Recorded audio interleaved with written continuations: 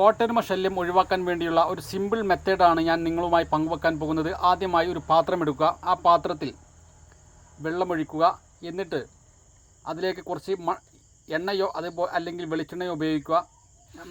കുറച്ച് ഉറ്റിച്ചാൽ മതി, ആ വെള്ളത്തിലേക്ക് ഉറ്റിച്ചാൽ മതി. കാരണം ഈ കോട്ടരുമ വീണ കോട്ടരുമ അതിൻ്റെ ചിറക് ഒട്ടിപ്പിടിക്കാനാണ് ഈ വെളിച്ചെണ്ണയോ എണ്ണയോ ഇതിലേക്ക് ലയിപ്പിക്കുന്നത്. അതിനുശേഷം സെൻറ്ററിൽ ഒത്ത മധ്യത്തിൽ വിളക്കോ അല്ലെങ്കിൽ ഇതുപോലെ മെഴുകുതിരിയോ കത്തിച്ച് വെക്കുക. എന്നിട്ട് എല്ലാ ലൈറ്റുകളും ഓഫ് ചെയ്യുക. എന്നിട്ട് ചുമരിൻ്റെ അടുപ്പിച്ച് വെക്കരുത്, കുറച്ചകലം പാലിച്ചുകൊണ്ട് ഇതേപോലെ സ്ഥാപിക്കുക. ലൈറ്റുകളെല്ലാം ഓഫാക്കി കഴിഞ്ഞതിന് ശേഷം ഈ കോട്ടരുമ ഓരോന്നോരോന്നായി ഈ പാത്രത്തിലേക്ക് വന്ന് വീഴുന്നതാണ്. ഇത് രാവിലെ ആകുമ്പോഴൊക്കെ ഈ വെള്ളത്തിൽ കംപ്ലീറ്റ് കോട്ടരുമയായിരിക്കും. കോട്ടരുമ വളരെ ഡേഞ്ചറാണ്. അത് ചെവിയിൽ പോയി കഴിഞ്ഞാൽ അത് എടുക്കണമെങ്കിൽ ഹോസ്പിറ്റലിൽ പോകേണ്ടതാണ്. അല്ലാത്ത പക്ഷം കിട്ടുകയില്ല. അതേപോലെ തന്നെ ഇതിൻ്റെ ആസിഡ് തൊലിപ്പുറത്തായി കഴിഞ്ഞാൽ അത് പൊള്ളുന്നതാണ്. ഒരുപാട് ദോഷങ്ങളാണ് ഈ കോട്ടരുമയോട്.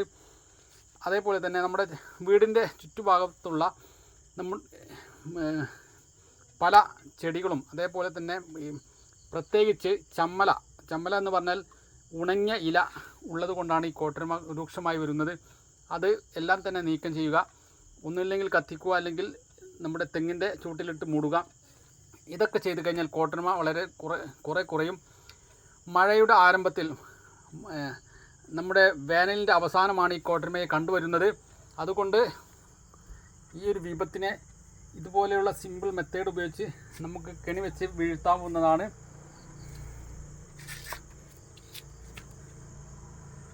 ഇതിൽ പല കെമിക്കലും ഉണ്ട്. ആ കെമിക്കൽ ചുമരുമ്മൽ അടിച്ചു കഴിഞ്ഞാലും കോട്ടരുമ ചാവുന്നതാണ്. അതുകൊണ്ട്